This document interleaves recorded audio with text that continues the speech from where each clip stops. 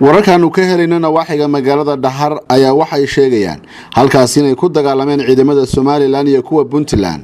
macluumaadka uu helay telefishinka Home Cable ayaa waxa uu sheegay dagaalku inuu dhaxmaray saaka aroornimadii hore labada ciidan, waxaana dagaalkaas uu sababay khasaare soo kala gaaray labada dhinac iyo gaadiid dagaal oo halkaas lagu gubay. Somaliland ayaa waxay sheegtay dagaalkaas inay kaga dhintay hal askari, isla markaasina gacanta ay ku dhigeen ugu yaraan 6 maxbuus oo ay sheegeen inuu ka mid yahay mudane ka tirsan baarlamaanka Puntland. hase yeeshee dhanka xukuumadda Puntland ma jiro war rasmi ah oo ka soo baxay oo ku saabsan dagaalkaasi saaka ka dhacay nawaaxiga degmada Dhahar.